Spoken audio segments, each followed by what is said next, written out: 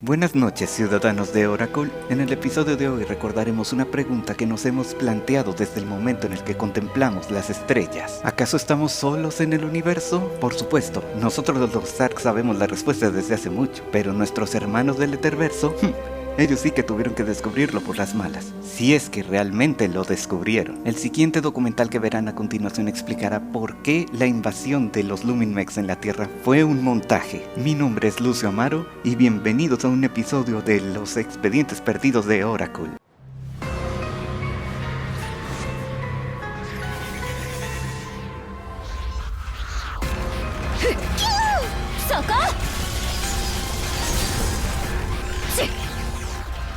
Un momento, no llevamos ni siquiera un minuto de video y ya hay un gigantesco error. ¿Lo notaron? No. Déjenme les enseño la toma otra vez.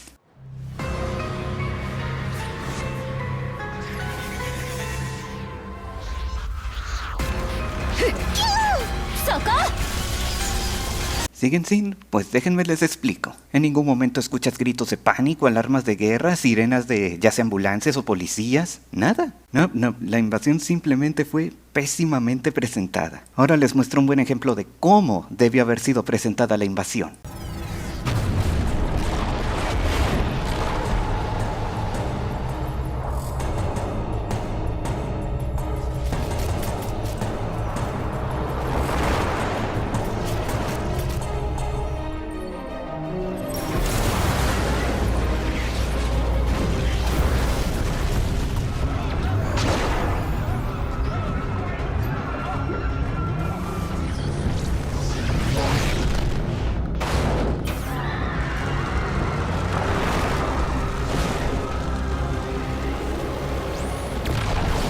Y bueno, ya empezando de lleno, explicaré cómo fueron las cosas tal cual. Primero le damos un gigantesco aliviane a los idiotas del anime del 2016, para luego culminar en un disque momento conmemorativo, y hago paréntesis en este tema en particular. En mi opinión, los personajes del anime del 2016 nunca debieron haberse involucrado en esta historia. Simplemente, en la cuarta temporada no se acordaron de ellos, temporada en la cual su anime tenía más relevancia. Desde mi punto de vista, si ya no se acordaron de ellos en aquel entonces, ¿ya para qué se acuerdan ahorita? No sé si estén de acuerdo conmigo, pero esa es mi posición en ese tema. Después ayudamos a Hitsugi y Cory a defender su escuela simplemente para recordarnos que existen. Digo, ni siquiera usan un argumento de que la escuela se volvió un refugio para los civiles y o que ellas estuvieran siendo respaldadas por policías. Y ya por último la historia se acaba con el nerd militar reviviendo a su minion más poderoso, Yamato, el buque de guerra sin chiste. Sí, así se acaba tal cual la historia. Y ahora surge la gran pregunta del fandom: ¿por qué este capítulo fue tan mal recibido por todos? Digo, ya para que los propios amantes de la cuarta temporada no les gustara este capítulo es que la cosa está cañona. Y bueno, ya pasando a los motivos, el primero es simplemente porque la historia no progresó de ninguna manera. El segundo es que en vida real, del capítulo de Haruko-tan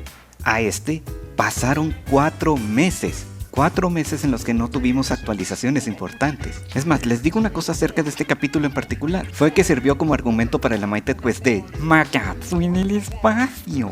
Y con la salida del capítulo de la Tierra esperábamos algo parecido. Sí, todo el fandom por cuestión lógica estaba esperando una misión de Yamato en el espacio. Pero no, Yamato en el espacio nunca llegó. Ni para eso sirvió este capítulo. Y a mí una idea que se me ocurre para esa misión es simplemente que el principio tratara de que nosotros protegemos a Yamato en lo que poco a poco gana su poder, y para que al final se vuelva loco y tengamos que destruirlo otra vez. Y tomando en cuenta que esta temporada tuvo un poco más de presupuesto que la quinta, todo lo que tenían que hacer era simplemente hacer que los jugadores se pelearan contra la versión rematch de Yamato y listo. Y ya por último, el tercer punto de por qué este capítulo disgustó a todo el fandom fue simplemente porque toda la invasión Luminmec la plasmaron como si fuera una simple escaramuza en Tokio, cuando en teoría debió ser global. Simplemente este capítulo fue tan mal ejecutado que prácticamente es inverosímil. Ya ni siquiera una sencilla toma en el prefield de Las Vegas para simplemente dar a entender que la invasión está ocurriendo a escala global. Y a lo largo de la misión no vemos en ningún momento que soldados escoltando civiles, no vemos a los Phantom peleándose contra los Luminmex. Sí, ya sé sé que después del final de la cuarta temporada los Phantoms se volvieron prácticamente como animales y los secuaces perdieron la capacidad de convocarlos y controlarlos. Mi conclusión personal es que el involucramiento de los personajes de la cuarta temporada fue una decisión de último momento y aparte la trabajaron de mala gana. Simplemente no vieron dónde estaban las áreas de oportunidad con los elementos de la Tierra. Antes de comentarlo, déjenme les recuerdo un contexto argumental. Si algo dejó en claro el principio de la sexta temporada es que uno de los objetivos de Shiva era matar a toda copia que haya existido de esta Shio, por el cierto grado de amenaza que pueden representar para ella. Y ese miedo estaba muy bien fundamentado, ya que cuando Xiao entró al núcleo físico de Kashina y se sincronizó con su hermana Kamitsu, adquirió las capacidades necesarias para voltear la guerra contra Shiva y los Luminmex, por lo que el curso natural de este argumento fuese que el objetivo de la invasión debió ser un remanente de la Madre Cluster o Aru, y ya con esos argumentos hubiésemos obtenido una mejor historia de lo que tuvimos al final. Pero a la hora de la verdad, el equipo creativo realmente está avergonzado de haber trabajado en la cuarta temporada, y estas no son teorías, realmente está tal cual en la historia del juego. Momento número 1,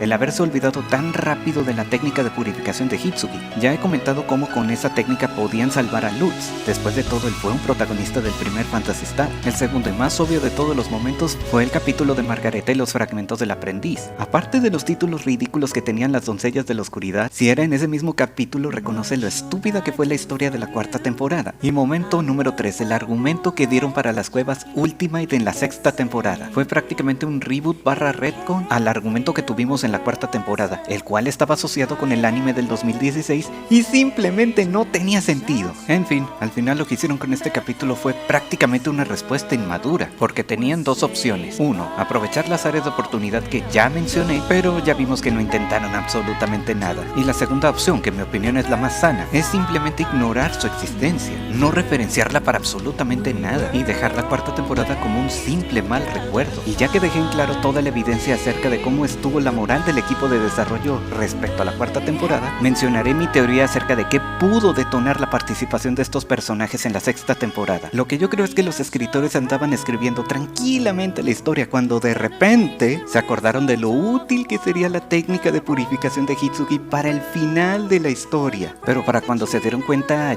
ya no había margen para hacer cambios, ya no había tiempo para hacer una historia elaborada con los personajes de la Tierra y que tuvieran bastante relevancia y repercusión para el final. Y ya que toco este tema, permítanme explicarles por qué yo siento que la participación de Hitsuki en el final se me hizo muy forzada. Simplemente a lo largo de la cuarta temporada en ningún momento ella forma un vínculo con tu personaje. Es más, si recuerdo bien, tu personaje solo tiene dos respuestas importantes a lo largo de esa temporada: nuestra oposición con respecto a que Sierra no anduviese de metiche en la vida de Hitsuki y el no dejar que ella cometiera el mismo error que nosotros cometimos cuando nos volvimos persona. Fuera de eso, tu personaje no fue más que un medio para que la historia avanzara. Es más, si algo debieron haber notado a lo largo de toda esta serie era que yo dramatizaba los pensamientos y las reacciones de tu personaje. Les dejo esta escena como ejemplo para que se acuerden.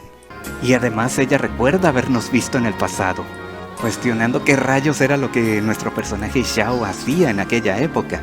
Estoy seguro que en esta escena nuestro personaje debió susurrarle a Xiao lo siguiente: oye Xiao, a mí se me hace que ya descubrieron esa travesura del tiempo.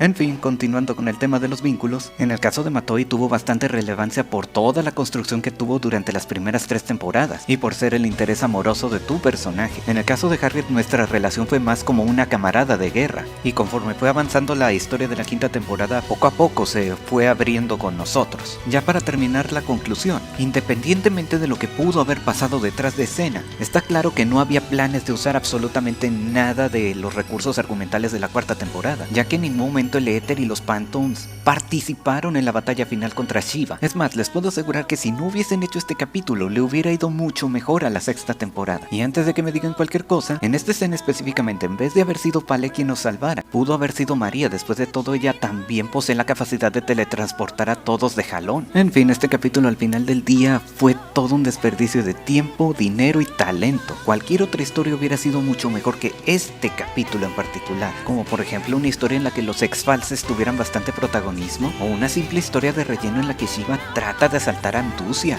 Después de todo, ese planeta se volvió nuestra base principal. Ay, es que de verdad este capítulo es tan pero tan malo que cualquier fanfic suena mucho mejor que lo que nos dieron. Y si quieren, en otra ocasión narro mi visión de este capítulo. Estoy seguro que en este punto todos ustedes deben estarse preguntando, bueno, es que no pueden hacer nada bien con estos personajes. Y la respuesta es que nunca lo van a hacer porque no quieren. Digo, si van a seguir tratando así los personajes de la Tierra, por el bien de Nuevo Génesis, ojalá nunca los involucren en esa expansión. Por supuesto, pueden involucrarlos en eventos de temporada. Están en su derecho, pero lo que es el canon principal, ahí sí que no. Este capítulo fue la única oportunidad que tenían los personajes de la Tierra de redimirse, y ya vieron cómo los trataron. Sinceramente yo me compadezco de los fans de la cuarta temporada, a pesar de que yo la odié de principio a fin por las constantes estupideces artísticas que hicieron. Al ver el tráiler de este capítulo yo esperaba que intentaran cualquier cosa, pero ni eso hicieron. Desde mi punto de vista, el mensaje que mandaron con este capítulo fue: ¿tú fuiste fan de la cuarta temporada? Pues te fregaste. Antes de concluir el video me gustaría dejarles una reflexión. Algo que me sorprendió del fandom es que no visualizan qué tan grave sería una invasión de los Luminmex realmente. Analicemos el contexto de la Tierra del Etherverso. Todos los humanos sensibles al éter se organizan a través de masonerías. En este caso solo conocemos dos facciones, los guías terrestres y la facción de la Madre Cluster. Por supuesto, no me sorprendería que a la hora de la verdad hubiese más facciones. El punto es, aunque todas estas facciones estén unificadas, todos los humanos sensibles al éter no llegarían ni siquiera al 1% de la población mundial, tomando en cuenta que Ardem convirtió a una buena parte de los guías terrestres, y quién sabe a cuántos potenciales humanos sensibles al éter más, en sus minions personales, lo que causó que la resistencia más fuerte que tenía la Tierra del Etherverso se esfumó. Además, si los Darks que tienen poderes ahí andan batallando contra los Luminmex, ¿qué esperanza hay para nosotros, los humanos normales? ¿De verdad esperan que los ejércitos del mundo puedan hacerle frente a la invasión Luminmex? Con simplemente teletransportándose a las bases es suficiente para desbaratarlos. Pero Dilo, los Luminmex solo pueden contrarrestar tecnología de fotones. Eso no cambia el hecho de que sean máquinas avanzadas, que en un golpe te mataría. Y además, del año del 2021, que es cuando estoy subiendo este video, al año 2028, que es cuando se ambienta la cuarta temporada, la Tierra del Etherverso solo está a la par de los Arcs en materia de comunicaciones. En todo lo demás está más que claro que casi no hubo cambios. La Tierra del Etherverso, ni nuestra Tierra, ni ninguna otra Tierra jamás estará preparada para una invasión alienígena. Básicamente la situación de la Tierra del Etherverso es la siguiente. Imaginen que los Avengers estuviesen peleando contra el Combine de Half-Life. ¿De verdad esperan que 9 personas puedan defender a la Tierra de un ejército interminable? Al igual que en Half-Life, los Luminmex serían capaces de eliminar los ejércitos del mundo en cuestión de 7 horas. Y gracias a la gran luz que Shiva no puede convocar Darkers fuera del Oraculverso. Si algo quedó claro con los Freefields ultralizados, es que los Darkers no dejan de ser la carne de cañón dentro del arsenal de Shiva, y los Luminmex se los guarda para operaciones clave. ¿Y por qué dije que Shiva no puede convocar Darkers fuera del Oraculverso? Si algo en la historia dejó en claro es que la fuente de poder de Shiva era el propio Akashic Record. Como dijo Sierra, el Oraculverso y Omega estaban sincronizados, lo que me da a entender que ese poder únicamente fluye hacia el Oraculverso y solo a ese universo. En otras palabras, Shiva fuera del Oraculverso sería abismalmente débil, con lo que ya establecí. Con un simple escaneo, Shiva debió darse cuenta que la Tierra daría una resistencia insignificante, y si hubiera podido, en vez de haber mandado a los Luminmex, hubiera soltado a los Darkers como si fueran armas biológicas y ya con eso se quitaba de problemas. Al final del día su objetivo no es conquistar, su objetivo es destruirlo todo. ¿Lo entienden ahora? La humanidad jamás tendría una oportunidad de oponerse a Shiva. Perdón si esta reflexión fue muy larga, pero tenía que dejar lo más claro posible por qué la invasión Luminmex fue pésimamente ejecutada y por qué la Tierra simplemente no aguantaría. Espero dejarles con qué pensar en esta noche. Mi nombre es Sergio y con esto finalizo mi informe. Perturbador el panorama, ¿no lo creen? Lo que pasó con este capítulo sin duda alguna deja una fuerte moraleja. Los peores enemigos de cualquier artista son sin duda alguna la pereza, el rencor y la falta de fuerza para afrontar los errores. Mi nombre es Lucio Amaro y les deseo buenas noches.